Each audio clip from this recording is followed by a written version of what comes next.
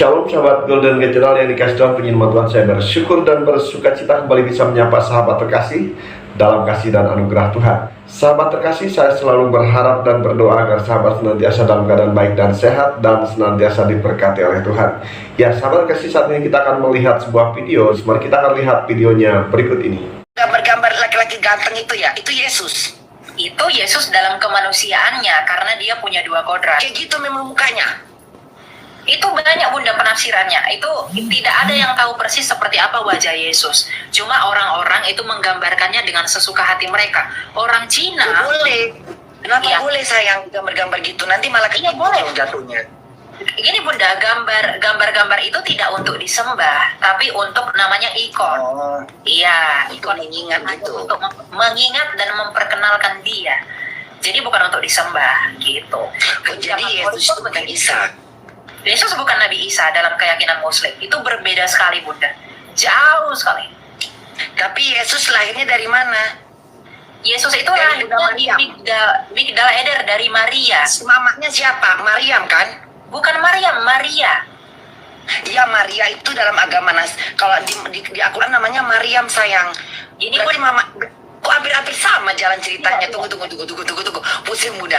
Enggak, ini Bunda benar-benar enggak paham benar. Ya kalau di Al-Quran dijelaskan Isa itu adalah yang disembah orang Kristen, adalah Yesus. Tapi orang Kristen enggak mengakuin itu kan? ya. Benar. Gini bunda. Maryam, kalau dalam keyakinan teman-teman Muslim kan, Maryam itu saudaranya Harun. Iya toh? Kalau iya, Maryam itu saudaranya Harun. Kalau di keyakinan Kristen, Maria dengan Harun itu jaraknya 1000 tahun, nggak mungkin.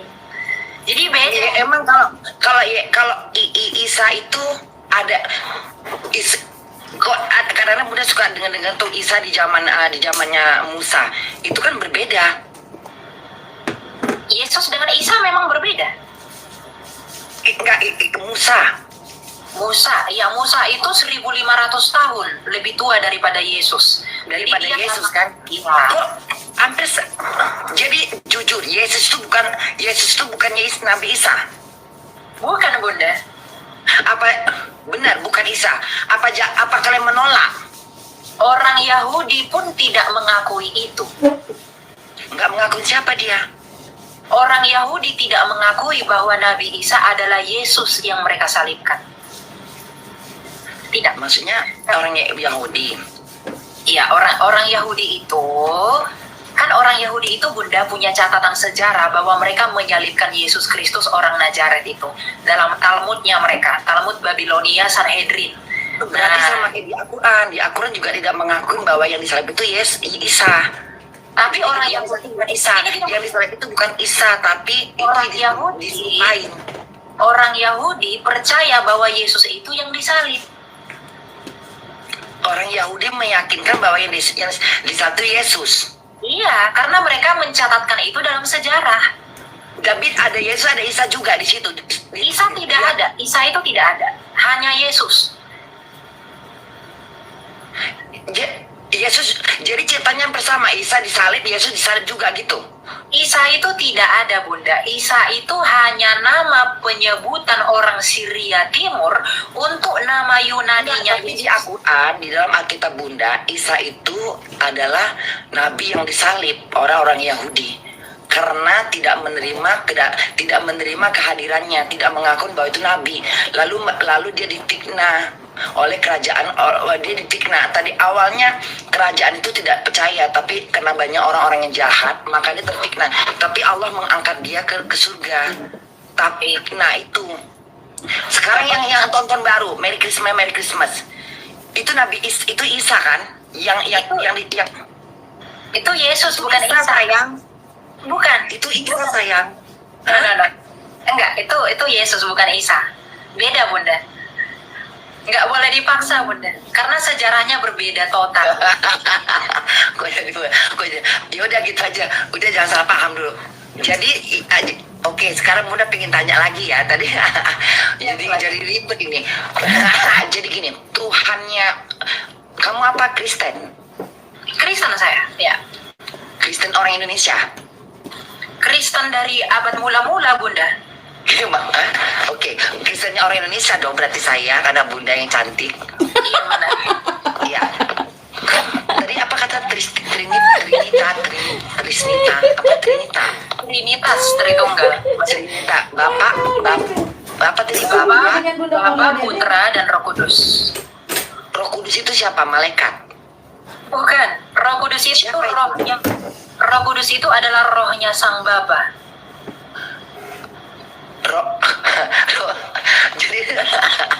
Jadi lain lagi. Ya udah gini aja deh. Jadi Tuhan jadi gini, bapaknya Yesus itu bapaknya Yesus itu Allah ya kan? Gini Bunda, dalam keyakinan teman-teman Muslim, Allah itu adalah nama. Kalau dalam keyakinan orang Yahudi dan Kristen, Allah itu bukan nama. Allah itu adalah hakikat sesembahan. Nama dari Allahnya Yahudi dan Allahnya Kristen adalah Hashem, atau disebut dengan Yod He Vav, 4 tetragrammaton.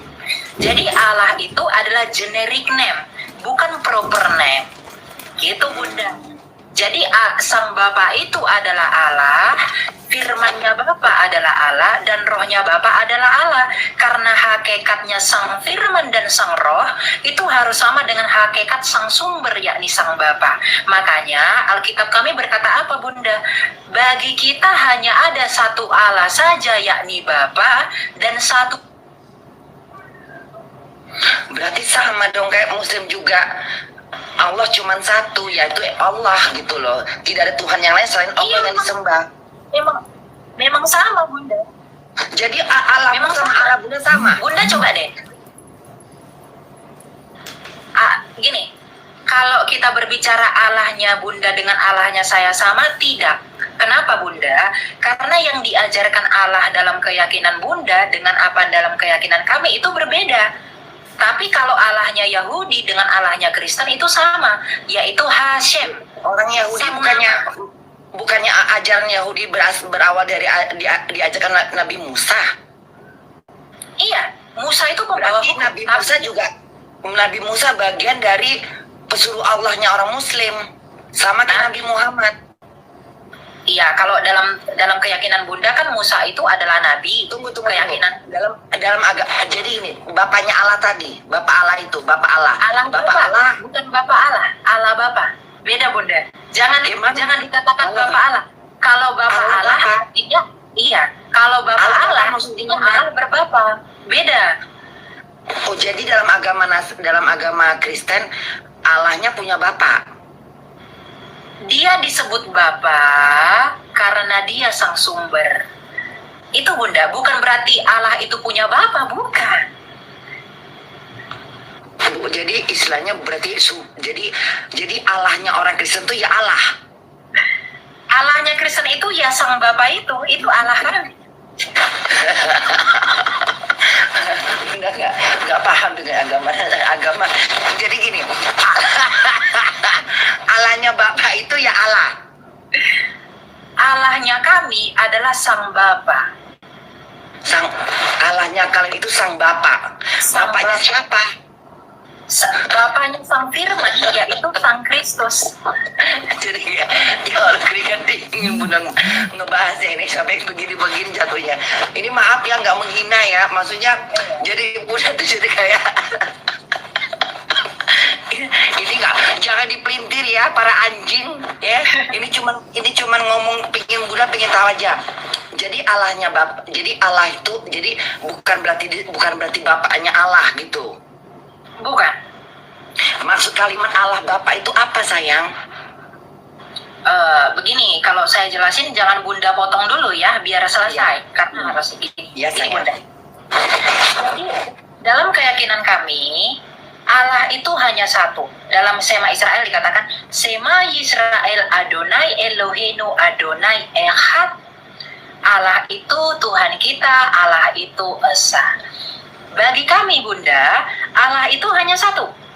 Hanya Sang Bapa. Tetapi di dalam diri Sang Bapa, dia punya pikiran, dia punya ide, dan dia punya roh yang membuat dia hidup. Dan firman-Nya itulah yang nanti menjadi daging yang lahir dari perawan Maria yang dipanggil dengan Yesus. Dan Gimana? Berarti sama dong sama Nabi Isa. Kejadian Nabi Isa juga begitu, lahir dari seorang perawan namanya Maryam. Dia Hampir sama sih. Gini Bunda.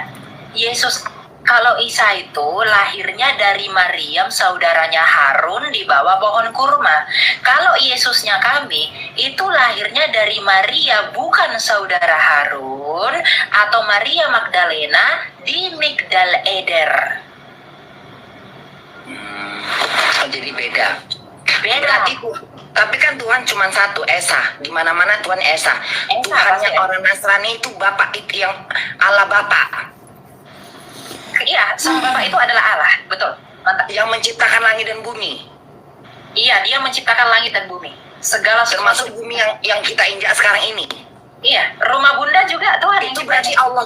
Berarti itu Allah. Itu sang Bapa Bunda yang hakikatnya Allah. Iya, Allah itu kan maksudnya tiada Tuhan selain Allah. Allah itu kan nama, tapi tetap dia Tuhan yang Maha Esa. Dia yang berkuasa langit dan bumi, yang menjadikan semua manusia. Gini, di dalam agama Kristen yang menciptakan langit dan bumi siapa? Yang menciptakan langit dan bumi adalah sang Bapa melalui firman-Nya. Gimana maksudnya? Firman maksudnya? Si Firman itu siapa sih? Firman itu si Yesus tadi. Iya, Firman. Yesus itu adalah firman, betul. Jadi firman-Nya itu yang menciptakan langit dan bumi. Iya, makanya Yesus itu adalah Bukan Allah Bapa. Allah Bapa yang menciptakan melalui firman-Nya, karena Allah itu berfirman. Ya, sama kayak Allah. Maksudnya Allah juga begitu. Kum fayakum, jadilah bumi dengan firman-Nya dia gitu kan. Nah, Tapi mantap. Tadi nge-lag soalnya HP-nya. Shalom, Mike. Aduh. Shalom, Agatha. Waduh. Iya, selamat sore teman-teman semuanya. Bersyukur ya. Semangat. Bunda Korla kalau masih monitor silahkan naik, kita bantu jelaskan ulang. Tadi nge-lag ya? Iya, tadi HP-nya overload, kepanasan. Itulah. Nggak apa-apa, mudah-mudahan Bunda Korla masih dengar.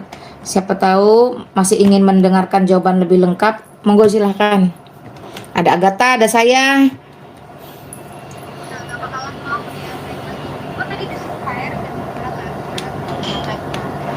Suaranya mendem, agak tak.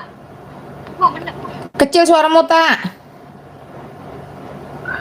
Aduh, ini HP gue nih kentang banget emang. Panas seharian live. Ya, gimana sih? jebol 15k Mike.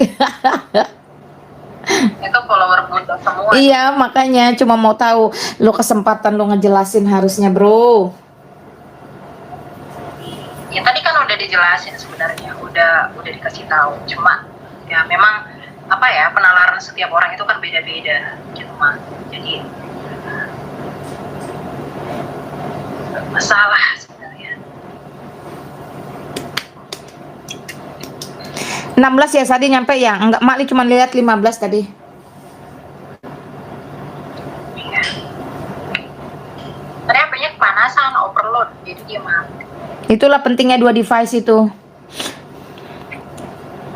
Oh.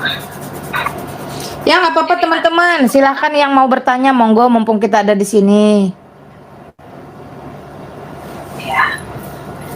Tadi Bunda Korla itu nanya tentang ini Allah Tritunggal kan. Tadi aku udah jelasin tentang Allah Tritunggal bahwa kita tuh menyembah Allah yang satu, dan bahkan tentang Isa dan kesiapaan Kristus itu tidak bisa diparalelkan dengan apa yang mereka yakini gitu.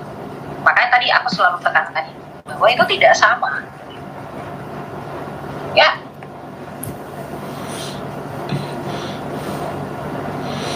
Gak apa-apalah pemanasan di Jumat malam. warming up.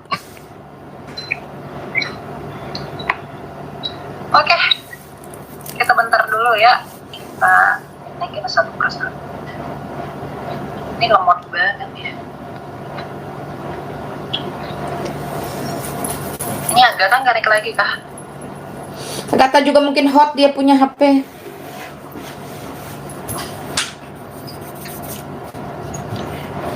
Ya Divanya cuma satu soalnya. Oke. Udahlah.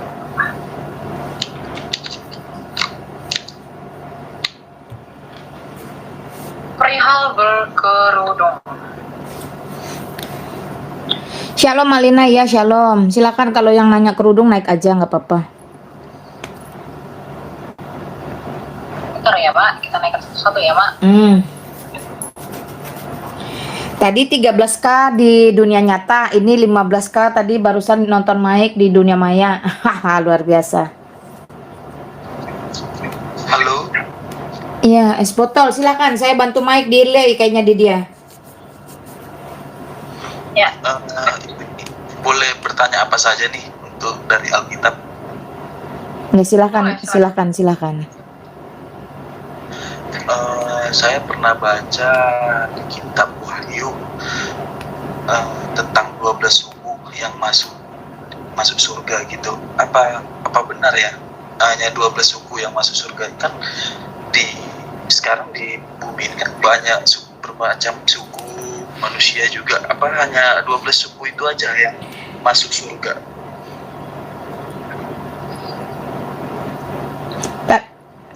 Mike mau jelaskan atau gimana?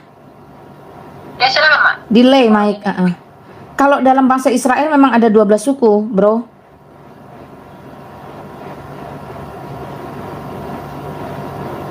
Iya.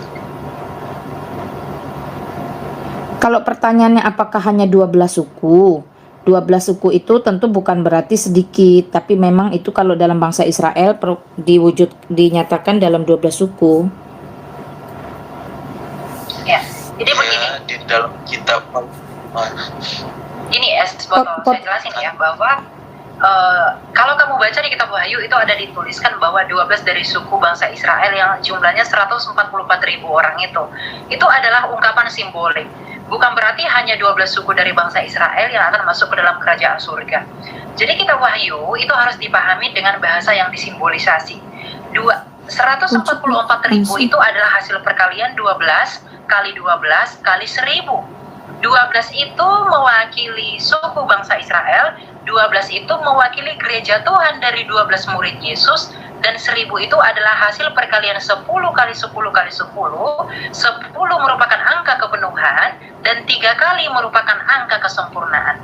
Jadi 144.000 orang yang masuk surga artinya semua orang dari perjanjian lama yang diwakilkan oleh 12 suku bangsa Israel dan 12 murid Yesus yang melambangkan seluruh gereja Tuhan. Dan semua yang masuk surga itu artinya semua mereka yang penuh, kepenuhan dari umat perjanjian lama dan juga kepenuhan umat di perjanjian baru yang diwakilkan oleh gereja Tuhan. Jadi bukan hanya suku Israel yang masuk dalam kerajaan surga, tidak. Jadi ungkapan yang dilihat oleh Pulau Patmos itu harus ditafsirkan secara simbolik, ya, karena itu adalah kitab eskatologi, bukan kitab yang harus ditafsirkan secara harfiah. Begitu, es botol. Jadi penafsirannya tidak demikian, ya. Begitu. Ya. Terima kasih atas jawabannya. Oke. Sahabat yang kasih Tuhan, demikian pembahasan yang bisa disampaikan kiranya menjadi berkat bagi sahabat terkasih. Jikalau sahabat terkasih diberkati, tinggalkan komentar di kolom komentar, berikan masukan dan juga saran, dan kiranya channel ini boleh semakin berkembang dan nama Tuhan dipermuliakan. Terima kasih sahabat, Tuhan Yesus memberkati kita sekalian. Haleluya, amin.